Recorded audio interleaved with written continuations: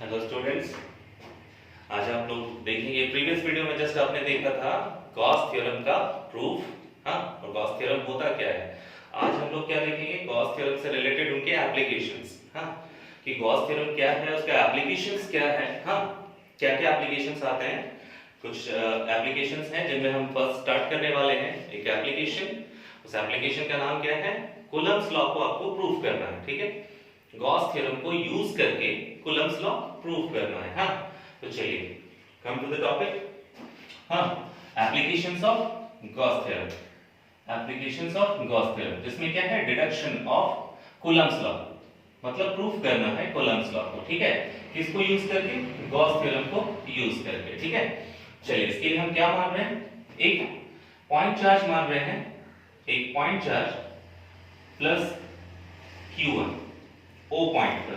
ठीक है, अगर कोई पॉइंट चार्ज हो तो उसके चारों तरफ क्या होता है, एक गॉसियन सरफेस आ जाता है। अगर सिलेंडर हो तो सिलेंडर के चारों तरफ एक गॉसियन सरफेस लेते हैं, एक स्फेरिकल बॉडी हो तो स्फेरिकल बॉडी के चारों तरफ लेते हैं, है ना। एक पॉइंट सोर्स हो तो पॉइंट सोर्स के चारों तरफ स्फेरिकल एक गॉसियन सरफेस ड्रॉ करते हैं, है ना।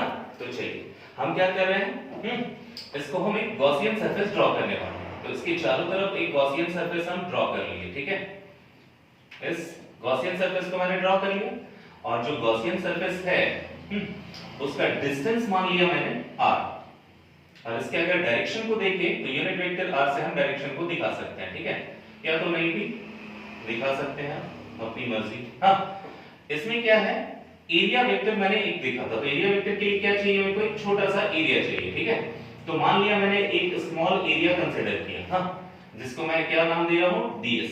ठीक है, ds एरिया दिया।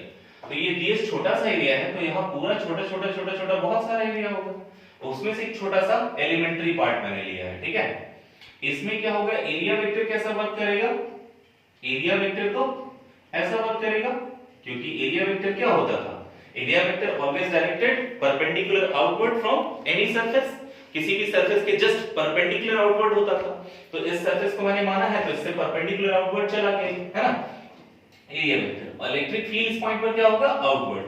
पॉइंट चार्ज के लिए outward, electric field positive charge है, तो ये हुआ हमारा इलेक्ट्रिक फील्ड। ठीक है, चलिए इसको हम क्या बोल रहे हैं, गॉसियन सरफेस बोल रहे हैं, है ना, गॉसियन सरफेस। और इस पूरी गॉसियन सरफेस को S माने, इसलिए छोटा सा एरिया ds मान रहे हैं। ठीक है, चलिए इसका डिस्क्रिप्शन यहां लिखा हुआ है ना, कि मैंने क्या माना, एक पॉइंट चार्ज प्लस Q1 माना, जिसके चारों तरफ एक गॉसियन सरफेस ड्रॉ किया, जिसका रेडियस स्मॉल r है ना। एक छोटा सा एलिमेंट्री एरिया लिया मैंने ds, जिसके एरिया वेक्टर ds है, और इलेक्ट्रिक फील्ड की वैल्यू E है।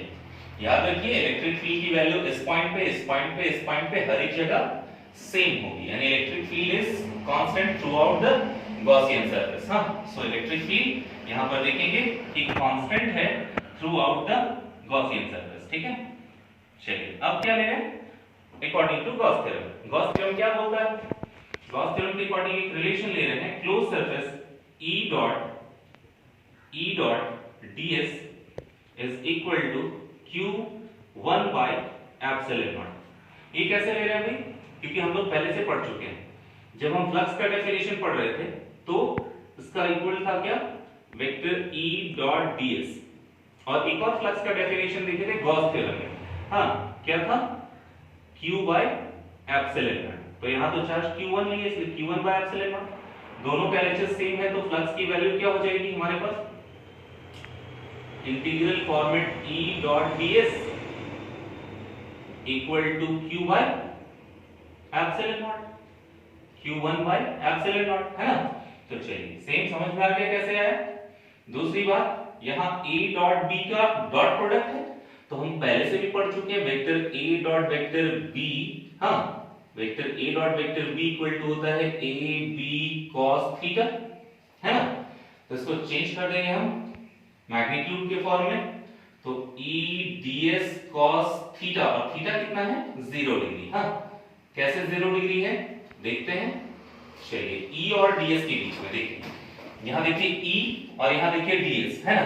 तो E और ds दोनों सेम डायरेक्शन में है, तो एक लाइन पे एंगल कितना होता है, 0 डिग्री, इसलिए थीटा क्या है, 0 डिग्री, है ना, इसलिए हम थीटा यहाँ 0 डिग्री यूज कर रहे हैं। cos 0 डिग्री का वैल्यू कितना होता है 1, है ना, तो इतना इक्वल टू 1, तो क्या हो जाएगा integral format E ds equal to q1 by epsilon not.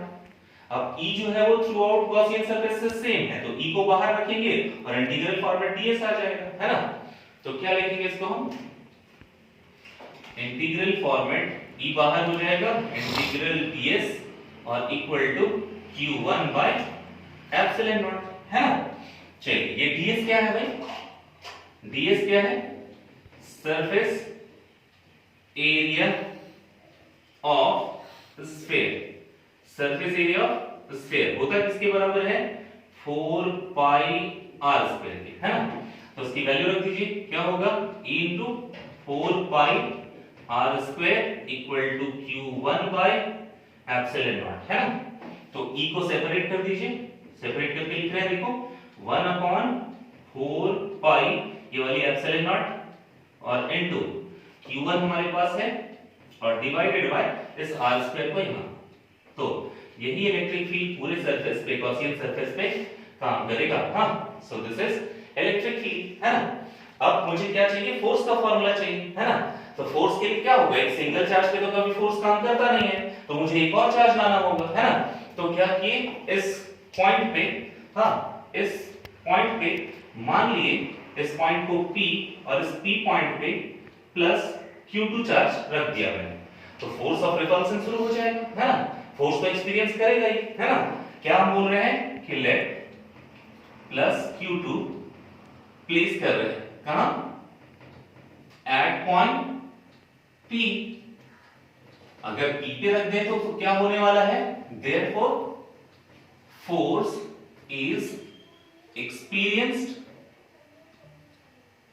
by charge Q2, है ना, चार्ज Q2, तो चार्ज Q2 के कारण यहां पर फोर्स एक्सपीरियंस हो गया, तो फोर्स इक्वल टू क्या होता है आपने पहले से पढ़ा है इलेक्ट्रिक फील्ड के रिलेशन में फोर्स पर यूनिट चार्ज, और चार्ज को Q2 मान रहे हैं, है ना। तो इसी फॉर्मूले को क्या लिख सकते हैं आप F equal to E into Q2, है ना, तो F हमारे पास अब निकल गया E इनटू Q2, तो E की वैल्यू हमारे पास है क्या थी अभी अभी जैसे आपने फाइंड किया था 1/4 pi epsilon naught Q by R square, है ना, पुट करते हैं तो 1/4 pi R square into Q1 by 4 pi epsilon naught और यहां पर R स्क्वायर ये था और इनटू हो गया Q2, तो F इक्वल टू क्या आ गया 1/4 pi epsilon naught Q1 Q2 by R square. ये जो फोर्स का फॉर्मूला मिला यही तो हमारा कूलम्ब्स लॉ था, है ना, तो this is required expression for Coulomb's law, Coulomb's law, ये कूलम्ब्स लॉ का एक्सप्रेशन हुआ, है ना। और एक बात जान लीजिए कि जो कूलम्ब्स लॉ मैंने प्रूव किया गॉस थ्योरम को यूज करके, तो कूलम्ब्स लॉ यूज करके गॉस थ्योरम को भी प्रूव किया जा सकता है, यानी दोनों एक दूसरे से इंटर रिलेटेड हैं। हां, यानी गॉस थ्योरम से भी, है ना, गॉस थ्योरम इसको यूज करके मैंने कूलम्ब्स लॉ प्रूव किया, है ना, और आप कूलम्ब्स लॉ को यूज करके गॉस थ्योरम भी प्रूव कर सकते हैं, ये दोनों एक दूसरे के इनवर्स हो जाते हैं। हाँ, यानी प्रूफ किया जा सकता है गॉस थ्योरम, हाँ, कूलम्ब्स लॉ को यूज करके भी। तो आपने क्या देखा कि deduction of Coulomb's law from Gauss theorem, यानी कूलम्ब्स लॉ का एक्सप्रेशन आपने फाइंड कर लिया गॉस थ्योरम को यूज करके, ठीक है। ये फर्स्ट एप्लीकेशन हुआ, नेक्स्ट एप्लीकेशन भी आप देखो। Thank you.